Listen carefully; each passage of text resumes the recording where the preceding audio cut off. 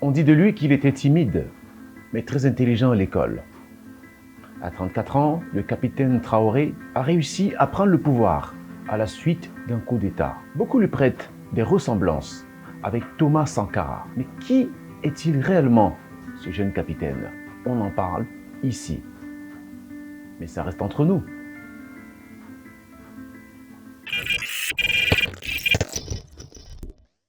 Alors les amis, aujourd'hui nous allons fouiller un peu dans la vie du capitaine Traoré, l'actuel homme fort du Burkina Faso, le pays des hommes intègres. Mais avant de continuer, je vous invite à partager massivement cette vidéo. Ça ne vous coûte rien, mais ça nous fait un bien fou. Né en 1988, Ibrahim Traoré est en fait le plus jeune État actuel, à côté des autres putschistes comme Mamadi Doumbouya de la Guinée et Assimi Goïta du Mali. Son discours au récent sommet Russie-Afrique a fait l'effet d'une bombe. Les questions que mes générations se posent sont les suivantes, si je peux me résumer. C'est de ne pas comprendre comment l'Afrique, avec tant de richesses sur notre sol, avec une nature généreuse, de l'eau, du soleil en abondance, l'Afrique est aujourd'hui le continent le plus pauvre. L'Afrique est un continent affamé. Et comment se fait-il que les chefs d'État traversent donc le monde à mendier? Voici des questions que nous nous posons et que nous n'avons pas de réponse jusque-là. Nous avons l'occasion de tisser de nouvelles relations. Et j'espère que ces relations puissent être les meilleures pour donner un meilleur avenir à nos peuples. Pour ce qui concerne le Burkina Faso, aujourd'hui nous sommes confrontés depuis plus de 8 ans à la forme de manifestation la plus barbare, la plus violente du néocolonialisme, de l'impérialisme. L'esclavage qu'on tend encore à nous imposer. Nos dévanciers nous ont bien appris une chose. L'esclave qui n'est pas capable d'assumer sa révolte ne mérite pas que l'on s'apitoie sur son sort. Nous ne nous apitoyons pas sur nos sorts, on ne demande pas que quelqu'un s'apitoie sur notre sort. Le peuple burkinabé a décidé de lutter contre l'île terroriste en mesure de relancer son développement. Dans cette lutte, des vaillants peuples, des vaillantes populations se sont engagées à prendre les armes face au terrorisme. Ceux que nous avons affectueusement appelés les VDP, des volontaires. Nous sommes surpris de voir les impérialistes traiter ces VDP de milices et de tout type. C'est décevant, parce qu'en Europe, lorsque des peuples prennent les armes pour défendre leur patrie, on les traite de patriotes. Nos grands-pères ont été déportés pour sauver l'Europe. Ce n'était pas avec leur consentement, contre leur gré. Et bien au retour, on se rappelle bien qu'à Tiaroy, lorsqu'ils ont voulu revendiquer leurs droits élémentaires, ils ont été massacrés. Cela ne fait rien donc. Lorsque nous, peuple, nous décidons de nous défendre, on nous traite de milices. Mais là n'est pas le problème.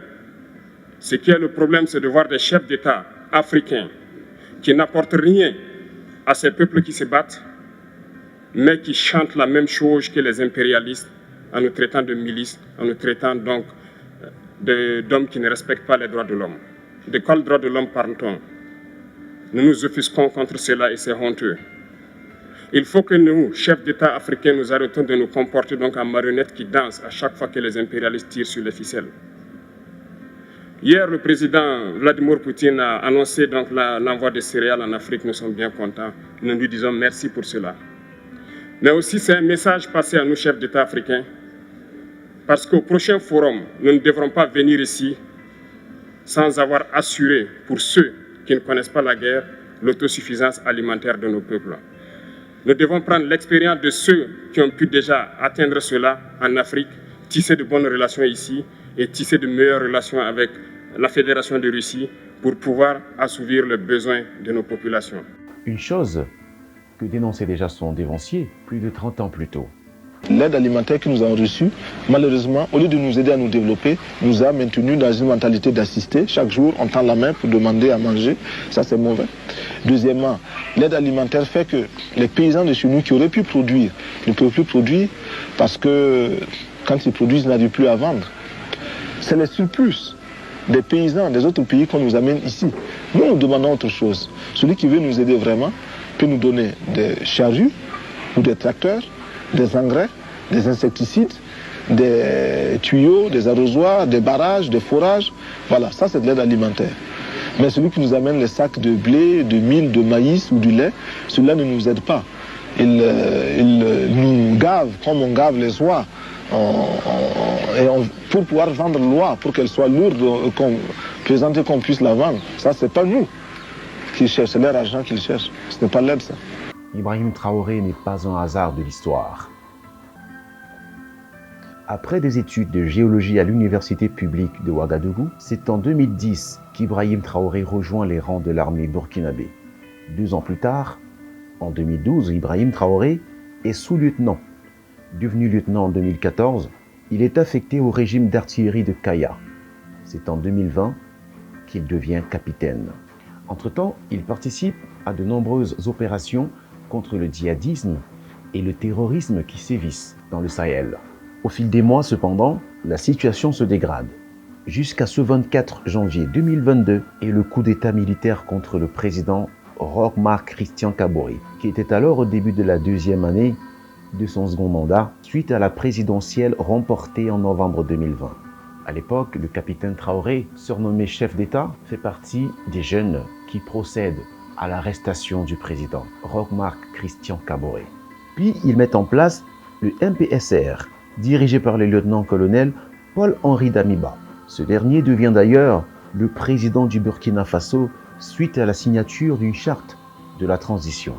Depuis, la situation sécuritaire du pays, évoquée comme raison principale du renversement du régime du président Kaboré, ne s'est guère améliorée.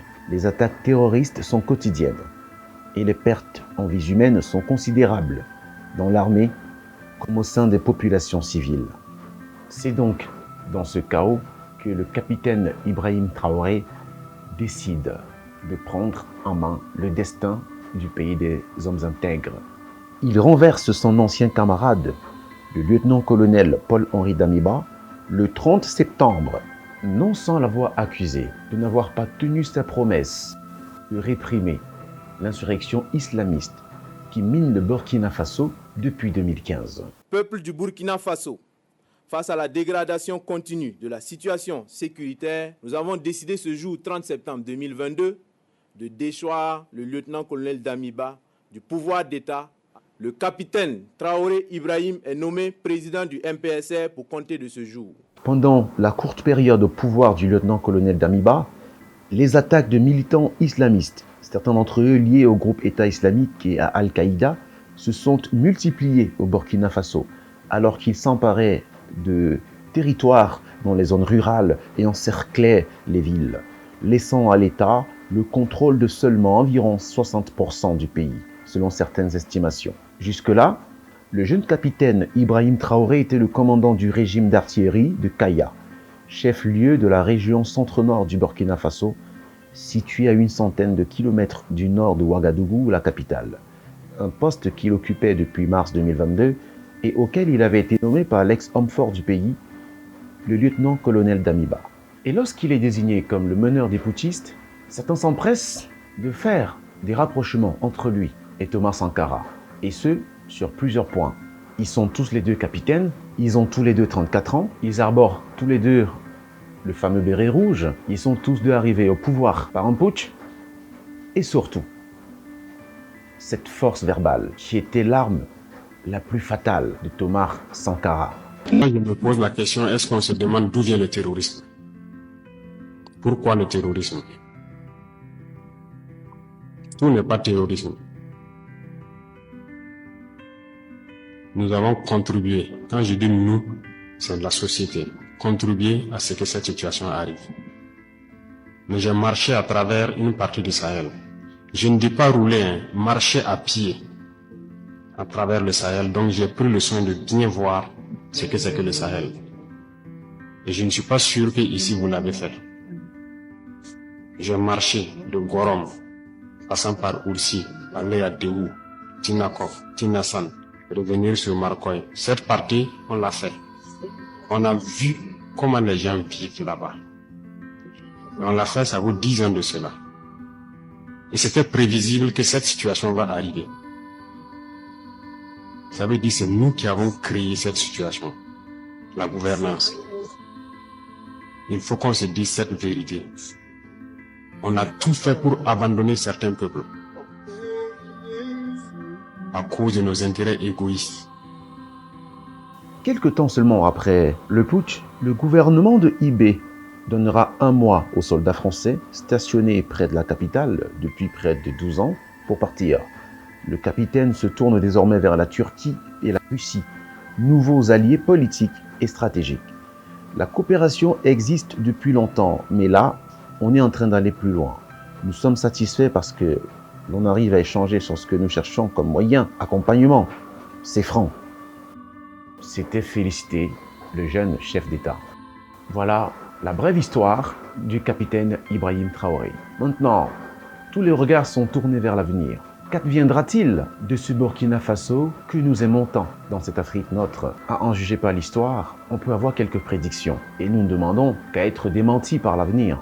Peut-être un traître se retournera-t-il contre cette révolution? Peut-être le colon usera-t-il des stratagèmes et de la ruse pour étouffer cette révolution?